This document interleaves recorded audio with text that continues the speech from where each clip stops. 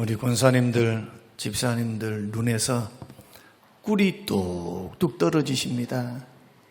제가 유심히 누구 눈에서 꿀이 뚝뚝 떨어진가 봤더니 다 자기 자식들. 우리 사실은 우리 대학 청년부가 맡고 있는 일들이 참 많습니다. 그리고 방송, 영상, 악기, 찬양 다 청년들이잖아요. 이제 나이가 들면은 또 결혼을 하면은 또 가정 때문에 4, 5년 동안은 봉사를 못 합니다. 자녀들 키워야 되니까. 어떤 의미에서는 인생의 황금기를 주께 드리는 겁니다. 인생의 황금기를. 언제 처자식 생각하면서 어떻게 하면 아내를 기쁘게, 남편을 기쁘게, 어떻게 하면 돈 벌까 연구가 아니고 어떻게 하면은 주님을 위해서 살아볼까 할 수 있는 유일한 기간이 대학 청년 기간입니다. 이러한 대학 청년 기간에 여러분들이 예수 그리스도를 믿고 믿는 부모 밑에서 태어나 그리스도를 만나게 된 것을 축하드리고, 또 인생을, 짧은 인생, 우리 주님 만나야 할 그런 천국을 걸어가는 동행의 길에 있어서 여러분들이 몸된 교회의 기둥과 같이 방송, 영상, 주일학교, 그리고 찬양, 반주, 이 모든 일들을 함께 맞아서 동역해 주신 우리 대학 청년부들께 우리 감사의 박수 한번 드리겠습니다.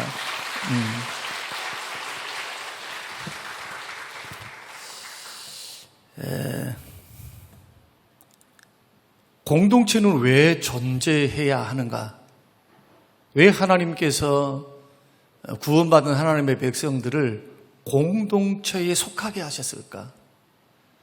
나 혼자 신앙생활하면 좋을 텐데 대학부라고 하는 공동체에, 청년부라고 하는 공동체에, 순이라고 하는 공동체에, 기관이라고 하는 공동체, 사명 공동체, 교제 공동체로 왜 하나님을 묶으셨을까 하는 겁니다. 그 존재 목적이 뭘까? 이것을 크게 확대해 보면은 교회가 왜 존재해야 하는가? 교회의 존재 목적은 뭘까? 우리 각 개인이 왜 소속된 지교회에 속해 있어야 하는가? 여기에 대한 대답은 여러 가지로 말할 수 있습니다.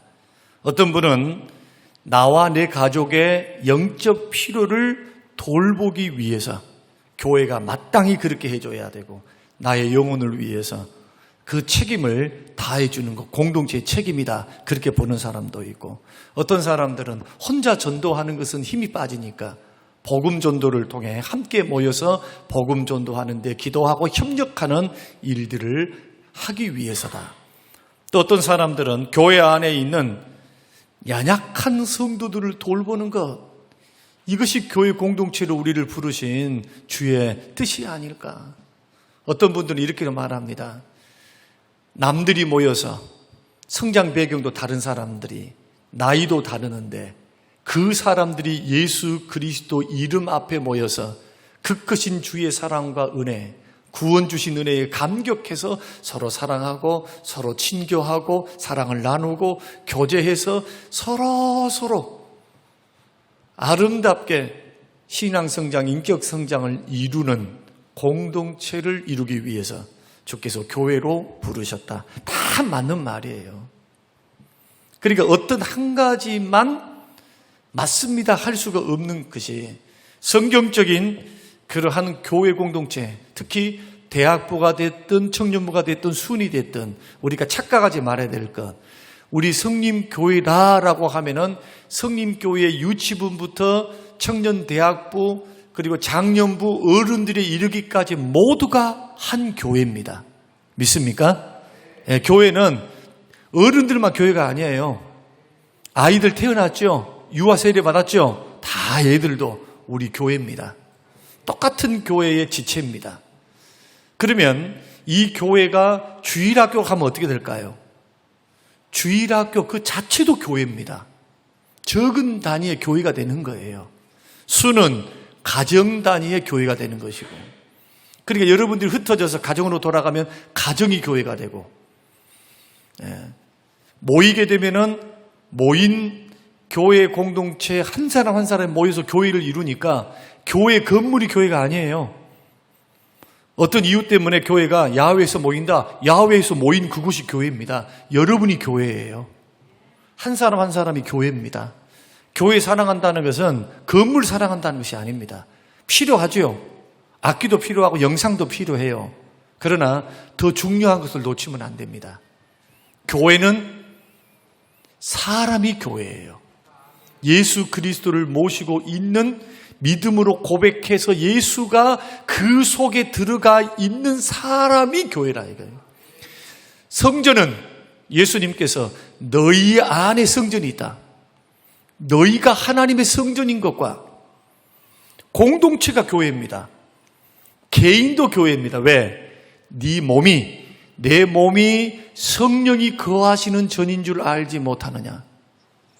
내 몸에 성령님이 거하고 계신다면 당연히 교회죠. 주님이 거하시니까. 그래서 공동체로 모일 때 공동체의 특성이 뭐냐? 첫째는 고백 공동체다.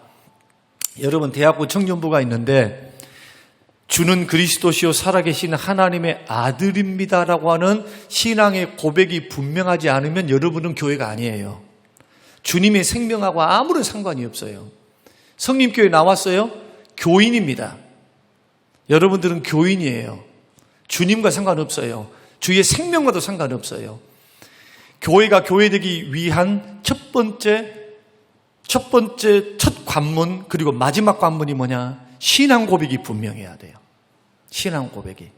그러면 그 신앙 고백을 뭘 가지고 표현했느냐? 초대교회의 사도들은 사도들의 신앙을 고백문 형태로 만들어 놓은 것을 사도신경이라고 그래요. 사도신경은 기도가 아닙니다.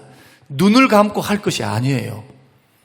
그러니까 제가 이제 앞으로 사도신경 할 때는 눈을 번쩍 뜨고 목사님 뜨고 같이 하셔야 돼요. 왜냐? 고백이니까.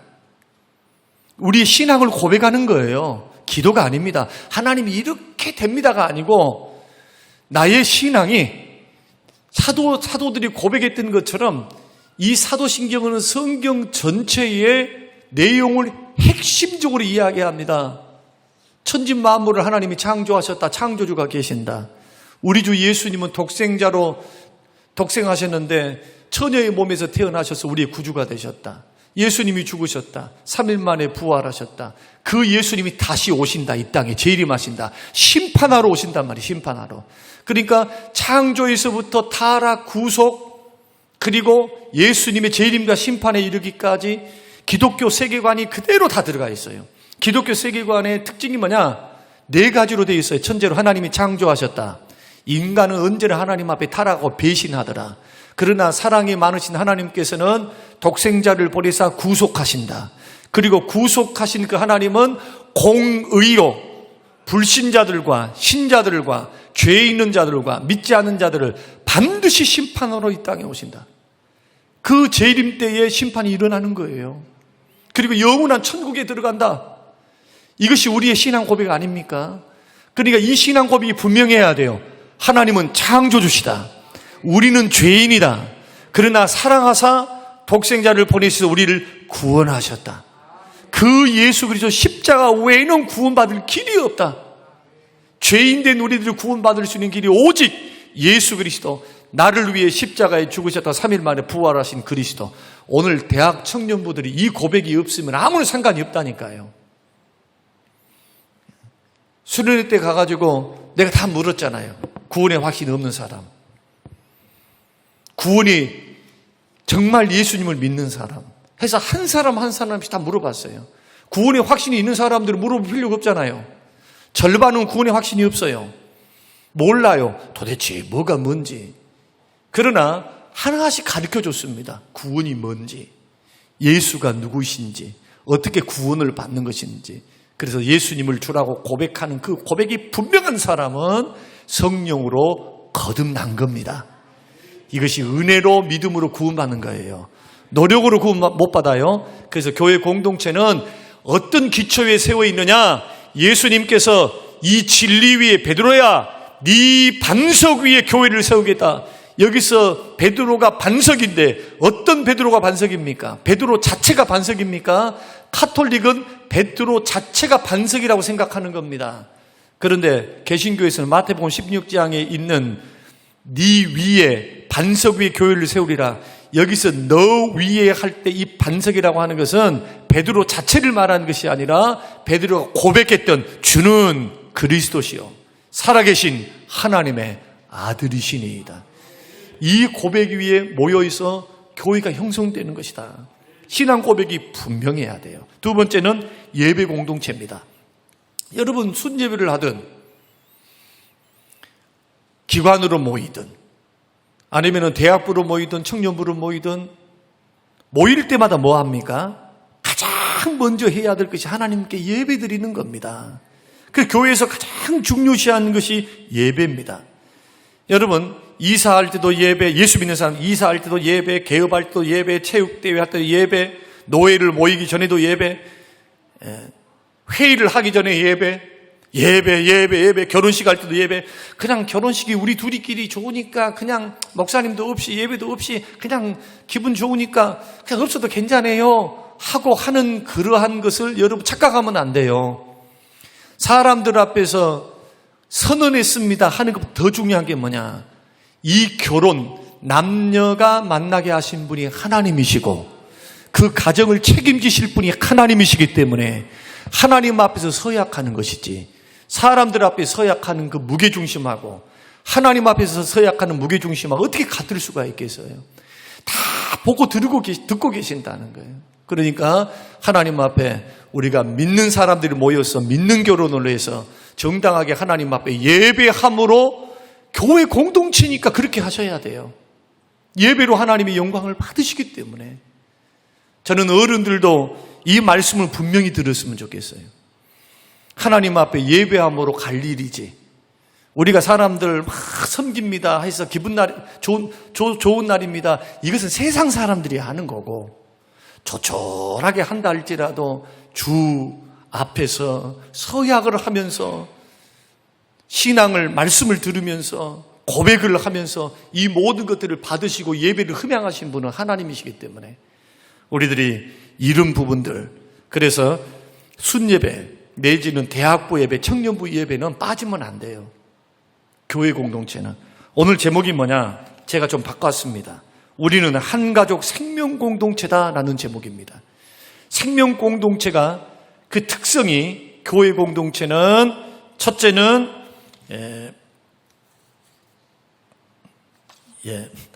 고백 공동체고 두 번째는 예배 공동체고 세 번째는 전도와 선교 공동체입니다. 왜 그런 거 아니? 우리에게 모여있게 하신 하나님께서 뭘 우리에게 명령하시느냐? 열방과 민족에게 복음을 증거하라. 밖에 나가면 그걸 선교라 그러고 안에서 하는 걸 전도라 그래요. 똑같이 전도입니다. 예수 그리스도의 복음을 증거하는 겁니다. 복음이 증거돼야 그 복음을 사용하셔서 하나님께서 택한 백성들을 구원해 내십니다. 하나님이 하실 수 있어도 그 구원하는 사명을 우리에게 맡기신 거예요. 그러니까 여러분 부지런히 전도하셔야 돼요. 전도에 대해서는 부담감을 가지죠. 부담감. 영적인 부담감. 우리끼리만 좋아요? 안 돼요. 자꾸 새로운 사람, 안 믿는 친구들, 안 믿는 대학 친구들. 대학부들은 버스 타고 교회에 올 수 있죠. 버스 타고. 대학부 안에, 조선대학교 안에 우리 교회 학생들이 있으니까 한번 모임도 갖고, 전남대 앞에 또 이렇게 하고, 숫자가 많아지면은 이제 교육자들이 돌아가면서 만나주는 것, 캠퍼스에서 만나주는 사역, CCC에만 맡길 것이 아니죠. 이런 노력들, 어느 대학에서 이번에는 한 달에 한 번 모인다 하면은 그 대학에서 우리 성림교회 지체들이 모여서 교제하고 예배하고 서로 삶을 나누고 이런 일들, 그리고 안 믿는 친구들을 거기에 전도에 대해서 함께 전도하는, 선교하는 그러한 스케줄 내지는 프로그램들을 갖는 게 굉장히 중요하다. 그것을 앞으로 맞는 교육자에게 이제 계속해서 주문을 하고 도전을 하겠습니다만은 그런 부담감을 가져야 된다. 마찬가지로 오늘 예배를 드리는 저와 여러분도 마찬가지입니다. 여러분, 전도와 선교에는요, 부담감을 가지셔야 돼요. 믿습니까? 주님의 유언이기 때문에. 그리고 교회 공동체는 어떤 공동체냐? 생명 공동체입니다. 성경을 찾아보겠습니다. 고린도전서 12장 13절. 자, 같이 한번 읽겠습니다. 자, 시작. 우리가 유대인이나 헬라인이나 종이나 자유인이나 다 한 성령으로 세례를 받아 한 몸이 되었고 또 다 한 성령을 마시게 하셨느니라. 다시 말씀드리면 에베소서 2장에서는 우리는 주의 권속이다, 가족이다, 식구다, 그렇게 아예 일방적으로 말씀을 하고, 예수 그리스도를 믿으면 한 아버지 밑에, 한 주님 밑에, 한 세례 밑에, 한 성령 안에서 하나입니다. 가족입니다. 가족. 예수 생명으로 하나 되어 있는 가족이에요. 이제 대학부 청년부 옆에 있는 친구들에게, 그리고 여러분 우리 성도님들도 이제 진지하게 좀 이야기하세요. 진지하게. 예수를 인자 믿었던, 우리 교회에 인자 등록했던, 30년 40년 믿었던 상관없어요.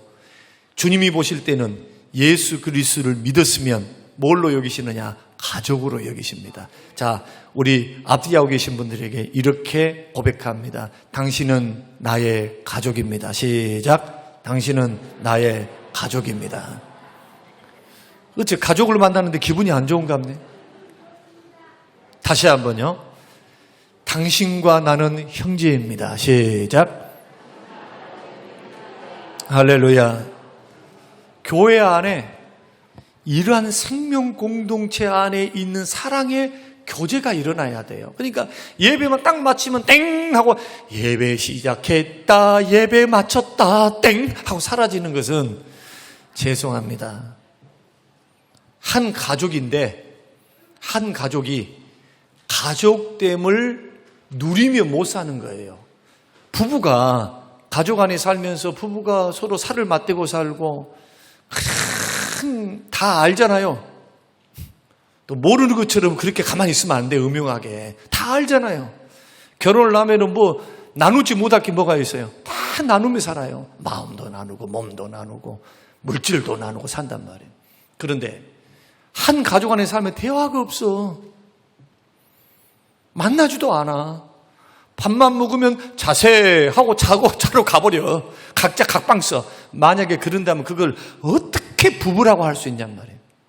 이게 부부 맞습니까? 가족인데 아침에 일어나가지고 눈 비비고 그냥 밥도 먹는 동 마는 동 하고 나갔다가 들어와가지고 또 밥을 먹는 동 마는 동 하고 그냥 각자 집으로 들어가 버려. 가족 맞습니까? 하숙생 아닙니까? 하숙생? 그것을 가리켜 가족이라 그렇게 말 안 합니다. 가족의 탈을 쓴 하숙생들이지. 정말로 가족이라면 삶을 나누고 마음을 나누는 거예요. 거기에 뭐가 생깁니까? 사랑의 교제가 있어야 돼요. 여러분, 고백 공동체 여러분, 할렐루야, 생명 공동체요, 친교 공동체로서, 선교 공동체로서, 예배 공동체로서 분명한 특성을 가져야 된다. 그래서 대학부하고 청년부는 이 네 가지 특성을 반드시 유지하고 있어야 됩니다. 그래야 신앙이 건강하게 자라갑니다. 그래서 혼자 그냥 네가 유튜브 듣고 이것저것 듣고 이것저것 보면서 네가 원하는 대로 가서 막 해서 그냥 혼자 그냥 안에서 예배를 드리고 그냥 콩치고 파치고 하라. 성경은 그렇게 말하지 않고 예수님의 재림이 가깝고 심판이 가까울수록 모이기에 힘쓰라고 말씀하거든요. 저는 오늘 대학부 청년부 이 모든 기관들뿐만 아니고 여기에 90명 이상의 예배를 드리고 오후 예배를 드리는 저와 여러분들이 이 말씀을 기억하면서 저와 여러분들은 우리 모두는 한 가족 생명 공동체임을 여러분 믿으시고 그 믿음의 바탕에서 여러분 고백하시고 교제하시기를 주의 이름으로 축원합니다. 그러면 이렇게 우리가 세워가는 우리들이 성경이 말하는 한가족 생명 공동체의 모습은 어떤 모습이 아는가? 예배할 때나 신교할 때나 전도 선교할 때나 또 신앙을 고백할 때나 여러분 활동할 때 예배할 때, 교제할 때, 선교할 때, 기관에 봉사할 때 여러분 어떤 모습으로 공동체가 세워져야 하는가? 첫째는 따라서 한번 해보겠습니다. 격려하고 붙들어 주십시오. 격려하고 붙들어 줘야 돼요. 데살로니가전서 5장 14절 또 형제들아 너희를 권하노니 마음이 약한 자들을 격려하고 힘이 없는 자들을 붙들어 주며 그러셨어요. 제가 목사이기 때문에 너무 잘 압니다. 목사의 사명은 선지자의 사명과 제사장의 사명을 감당하고요. 왕의 사명, 다스리고 지도하는 사명도 있어요. 선지자의 사명은 좀 가슴 아파도 듣기 싫어도 하나님 말씀이 이렇다라고 듣기 싫은 말도 해줘야 돼요. 일깨워야 되니까. 또는 그것만 하면 안 돼요. 예수님처럼 중보자가 되셔서 예수님이 하셨던 것처럼 하나님과 사람 앞에 치유의 복음, 예수 그리스도의 보혈과 은혜를 통해서 하나님께 가까이 나아가도록 격려하며 세워가는 기능도 있어요. 선지자는 격려하는 것이 아니라 책망하면서 회개하고 돌이키는 역할을 한다면 제사장의 사역은 치유하고 싸매고 화목할 수 있는 사명. 그래서 예수님은 세 가지 직분 다 갖고 있죠. 왕직을 갖고 있고 선지자 직분을 갖고 있고 제사장의 직분을 갖고 있어요. 그래서 주의 종들을 가리켜서 그리스도의 사신이다, 사자다 그렇게 말합니다. 하나님의 사자. 예수님이 하셨던 세 가지 사명과 직임을 예수님이 직접 하신 것이 아니라 사람을 통해서 하나님이 세우신 사람을 통해서 이 세 가지를 하게 하는 겁니다. 마찬가지로 저와 여러분들도 마찬가지예요. 이 길을 걸어갈 때 특히 성도 상호 간에 해야 될 것은 막 책망하는 일, 이것은 목사님께 맡기세요. 이것은 목사님께 맡기셔야 돼요. 여러분들은. 성도님들에게 막 이렇게 하는 것은 결코 바람직하지 못해요. 겸손하게 대안을 제시해 준 것은 하십시오. 그러나 책망하고 가르치고 할 수만 있는 대로 성경 이외의 다른 가르침을 이야기할 때는 조심하셔야 돼요. 교회 안에서 제일 많이 해야 될 것은 격려입니다. 격려. 여러분 세상 살면서 얼마나 힘들어요. 우리 대학생들, 우리 청년부들 박수 쳐주고 싶어. 얼마나 놀러 가고 싶었을까. 헌신 예배라고 나와 있잖아. 지금 오후 예배. 헌신 예배라니까 나와 있어서 그나마 고마워. 다음 주는 안 나올 줄 알지만 그래도 고맙단 말이에요. 그래도 얼마나 착해요. 부모 말 듣고 아유 여기 나와 있잖아요. 지금 친구 따라서 놀러 가고 싶고 캠핑 가고 싶고 물놀이 가고 싶은데 격려하세요. 격려. 고맙다. 세상에 365일 중에서 니는 꼭 2번 나오더라. 크리스마스 때 하고 추수감사주일 때. 고맙다. 두 번째는 마음을 나누셔야 돼요. 로마서 12장 15절 즐거워하는 자들로 함께 즐거워 우는 자들로 함께 울라. 여러분 교회 안에서 제가 목회를 하면서 가장 지금 마음에 작심하고 마음에 결단하고 정말 내가 이런 목회를 해야 되겠다라고 하는 것이 두 가지가 있어요. 하나는 뭐냐? 성도님들을 사랑하리라. 우리 집사람하고 오늘 밥을 먹으면서도 이것을 놓고 중점적으로 기도합시다. 성도를 사랑하는 그 마음이 식어져 버린다면, 없어진다면 어찌 주의 종이다 할 수 있을까? 정말 새벽마다 부르짖고 기도해야 될 그 사명의 제목이 뭐냐? 양들을 사랑하는 겁니다. 주님이 목숨 버려 사랑하는 것처럼 성도님들을 사랑하기 시작하면요, 흠도 보석으로 보여요. 허물도 보석으로 보인다는 게. 허물과 흠이 있어도 나와 있잖아. 나와 있어. 얼마나 감사합니까? 그래도 믿음이, 겨자씨만한 믿음이 있어가지고 그래도 나와 있어. 이도 저도 없으면 안 나온다니까. 안 나와. 청년들도 들었을 줄로 압니다만은 여러분 연애 많이 해봤죠? 이번에 내가 대학생들 따라가니까 별로부 소리를 다 들었네. 앞에서 목사님이 조수석에 있고 우리 부장 집사님이 운전을 하고 있는데 너희들 첫사랑 있지? 부장 집사님이 실토해봐라. 응? 사랑했지. 연애해봤지. 함께 부장 집사님이 술 자기 고백을 하니까 이 친구도 저 친구도 아주 깜짝 놀랐어요. 권사님들, 집사님들, 홍 집사님, 유민이는 아니야, 아직 아니야. 그런데 몰라. 좀만 기다려봐봐. 아이 세상에 첫사랑의 아픔을 시달리면서 이를 이야기를 쭉 하면서 세상에 어른이 다 됐구나. 우리만 어른들 생각했더만 세상에 우리 친구들이 다 어른들이에요. 알 거 다 알아. 요즘은 그런답디다. 유치원에서도 첫사랑한다 하네. 근데 진짜로 좋아지기 시작하면요, 전에 한번 했으니까 안 웃어도 무방합니다. 정말 이 여인을 사랑하니까 하루는 그 눈에 다래끼가 딱 났는데도 나타났어요. 다래끼가 뭘로 보였을까요? 다이아몬드로 보인 거예요. 사랑하니까. 제가 하나님 앞에 작심하고 기도하는 두 번째 기도 제목이 뭐냐? 함께 가슴 아파해 준 거예요. 정말 안타까운 심정을 가지고 얼마나 힘이 드실까? 얼마나 아플까? 얼마나 외로울까? 얼마나 힘들까? 그러니까 즐거워하는 것은 누구나 다 해줄 수가 있어요. 막 잘됐다 그러는데 할렐루야 하면서 보내줄 수 있어요. 그러나 아픔에 동참하는 것은요, 주의 긍휼 주심이 아니면 못합니다. 여러분, 중보기도는 누가 합니까? 중보기도는 어떤 사람이 합니까? 중보기도는, 진정한 중보기도는 어떤 사람이 해요? 형제를 사랑하는 사람이 하는 거예요. 그 아픔에 동참하는 사람이 하는 겁니다.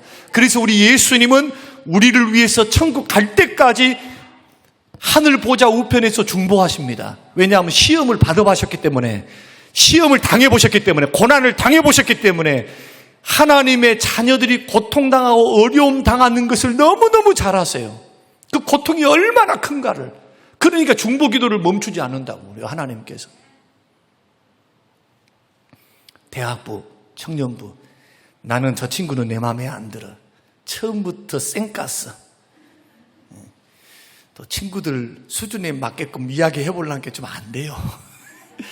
카톡을 씹었어. 나는 카톡을 씹었단 말이 뭔 말이지? 카톡을 씹었지.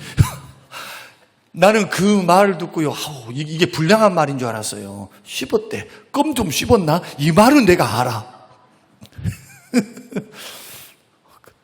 저 누나 껌 좀 씹었네, 이런 말을 안다고. 1980년도 중고등부를 다닌 사람들은 그 카톡을 씹었대. 도대체 씹어 어떻게 씹는 거야? 카톡을 보냈는데 답장을 안 해준 걸 그랬다더만요. 요즘은 뭐라고 하는지 잘 모르겠네. 이러든 저러든 간에 부탁드리고 싶어요. 여러분, 여러분의 마음에 맞는 사람만 사랑한다면 무슨 상이 있겠어요? 여러분의 마음에 들지 않고 아직 속하지 않은 친구들이 있으면 실망스럽다 할지라도 여러분 함께 여러분 즐거워하고 마음을 나눌 수 있는 우리 청년부가 대학부가 되시기를 주의 이름으로 축원합니다. 이런 청년부와 대학부가 작지만 강하다. 마지막은 뭐냐? 있는 그대로 받아주라는 겁니다. 에베소서 4장 2절. 모든 겸손과 온유와 오래 참음으로 사랑 가운데 서로 용납하라. 자, 결론을 맺을게요. 용납이라고 하는 것은 이미 오전 예배 때 설교를 했기 때문에 목회를 하면서 많은 생각을 해봅니다. 후회스러운 일들도 많았어요. 그러나 과거 전에 있었던 교회에서 받았던 상처와 성도들의 아픔들을 내가 10년, 12년, 11년 동안 있으면서 너무나 많이 봐왔기 때문에 나는 반대로 해야 되겠다. 품는 목회해야 되겠다 하면서 달려왔어요. 그런데도 부족해요. 그런데도 부족해요. 용납은 사랑이 없으면 안 되고요. 정말로 형제들을 용납하면서 가려면 사랑하셔야 돼요. 여러분, 사랑을 위해서 기도하세요. 사랑하셔야 되고요. 용납하기 위해서는 겸손이 필요해요. 그래서 모든 겸손과 온유함으로 그러잖아요. 그래야지 용납이 돼요. 용납에는 조건이 없습니다. 조건 딱 한 가지. 예수님이 너희를 용서하신 것까지 너희는 서로 받으라. 이제부터 우리가 실수를 해도 가족에게 한 겁니다. 여러분들보다 나이가 어린 사람들이 실수했으면 동생이 실수하는 것이고 아들뻘이면 아들이 실수하는 거예요. 이제는 좀 남같이 굴지 말게요. 정말 부탁드리고 싶어요. 남인 것처럼 생각하지 말게요. 여기 교회에서 떠나버리면 끝났다. 그 사람같이 불행하고 그 교회같이 불행한 인생은 없어요. 하나님 입장에서 보세요. 주님이 얼마나 슬퍼할 것인가. 교회를 하나의 집단, 성림 교회라고 집단으로 생각하니까 한단 말이에요. 그리스도의 몸인데. 어떻습니까? 그리스도께서 맡긴 지교회 아닙니까? 지교회. 지교회이기 때문에 가슴 아파해야 되고 그것을 위해서 기도해야 되고 가는 사람 저주하지 말고 어떤 이유 때문에 떠나면 피치 못할 사정이 있거나 그런다 할지라도 축복하면서 보내줘야 돼요. 축복하면서. 주님의 몸된 교회니까 당연히 저한테 물어보대요. 어떤 분 한 분이 교회를 떠나면서 이미 아마 2년 전 이야기니까 전에 있었던 교회 목사님은 누구든지 떠나면은 늘 강대상에서 교제도 하지 말라고 하면서 계속 저주받을 것이라고 하면서 막 그랬다는 거예요. 그래서 어떤 집사님한테 그분이 떠나면서 안 목사님도 혹시 그런 목사가 아니냐. 그러니까 그 집사님이 전달을 해줬대요. 뭐라고? 우리 목사님은 축복해서 보낸다오. 축복해서 보낸다오. 축복해서 보내주지 뭐 하려고 배신했네. 그냥 우리 교회에서 목사 배신입니까? 그분도 예수 믿어서 다른 교회 가면 더 잘할 수 있는 거예요. 이단에만 안 빠지면. 우리가 이런 생각들을 생각하면서 오늘 교회 공동체 좀 복잡했습니다만은 믿음 안에서 잘 여러분 도전 받으셔서 서로 격려하고 서로 함께 마음을 나누고 좀 이런 걸 생각하셔야 돼. 응? 그렇게 해서 교회 공동체 여러분의 대학부 잘 섬겨가는 우리 모든 청년대학부와 우리 성도님들 되시기를 주님의 이름으로 축원합니다. 고마우신 하나님 감사합니다. 오고 싶고 사모하는 교회 성림교회로 우리를 불러 모아주시고 목사님과 장로님들, 권사님들, 중직자 중심으로 어린 생명들을 섬기게 하시고 받들게 하심을 감사합니다. 생명 공동체, 한가족 공동체, 고백 공동체, 친교 공동체임을 믿고 전도하게 하시고 사랑하게 하시고 교제하게 하셔서 하나님 용납하고 받아주고 격려하고 위로하고 마음을 나누는 아름다운 교제를 이루어가게 하옵소서. 감사드리며 예수님 이름으로 기도합니다. 아멘.